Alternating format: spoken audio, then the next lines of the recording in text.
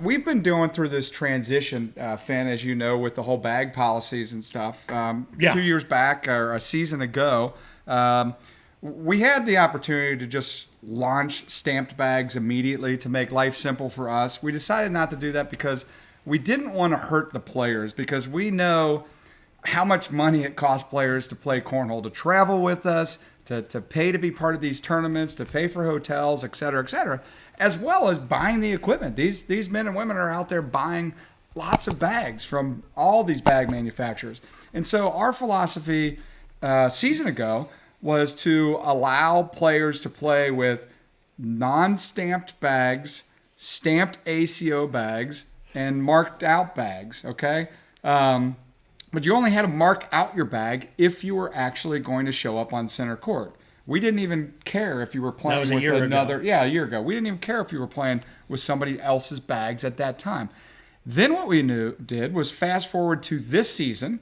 Once again, we had this call that we had to make. We were opening the door up to bring on all these bag manufacturers, but we didn't know if we were going to have 7 bag manufacturers, 20 bag manufacturers. We ended up with 59 bag manufacturers with, thank you very much for all these partners that have come on board with us.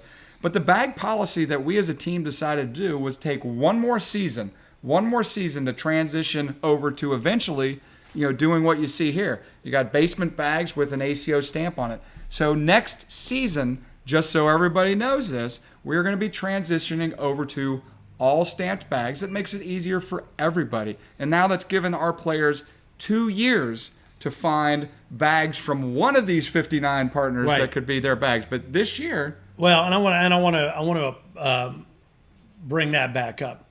The time, the decision to not go straight ACO stamp bags actually cost us a couple of bag manufacturers who were demanding that we do that right away in order to come on board. And we said, well, that's not the way we want to approach it, because people, I mean, you've seen these Zuka cases. You see how much money is wrapped up in these bags. Now you're seeing on different websites the number of sets of bags people are trying to get rid of.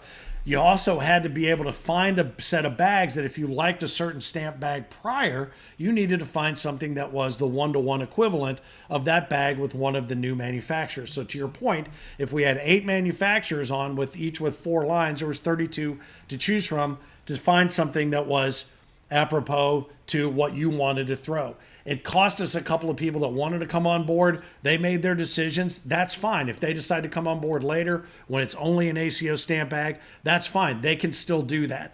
But it worked out better this way, because now with 58, 59, 60 manufacturers, if you can't find a set of bags amongst those that work for you, then you just need to learn to throw straight. You can throw anything you want. But the other point what's of around this, the corner? What? Here, What? Somebody's coming down the chimney, I think. Oh, Santa. Well, that's the other thing. Yeah. And that's the other thing. Now, but here's the other part. And I'm not sugarcoating this. This is all part of the decision making, because we didn't know necessarily how it was going to go. But the thing that it did also allow is, now look how many players have found bag manufacturers to bring them onto their teams. You found bags that you like. Yep. You were able to make the transition. You did it at a thing that wouldn't break the bank, and now you found yourself a sponsor, and they found themselves a team member. And we just wanted to be the ones that connected that, not making just ridiculous demands on the manufacturer or the player. It has caused confusion, though, and I would tell you this. We'll be the first ones to say what happened that day with the bags that were on center court that shouldn't have been there the way they were. That's on us. We should have checked those beforehand. The other thing I would tell you, you know how it works. So if you walk onto the center court with those bags, there's a chance you might get stopped with those or called out with those. So let's do this. Don't do it. And it's not just center court now. They've got to be marked out if you're bringing them into the building, if it's another group's bags, non-stamped or ACO. Those are the 3. Next year it's going to be real easy. But those bags will be checked moving forward before center court or anywhere else. You know the rule. Work with the rule, and then it doesn't matter. I get it. I forgot. I did grab these. I didn't know. We'll have a dryer, and that's the other thing, a dry erase marker. So later on, you can get it off of there too. That's, again, it's trying to be as flexible as possible. Every once in a while, sure, something slips through. And if that's on us, that's on us. But we try to make sure that it was the best thing for the players.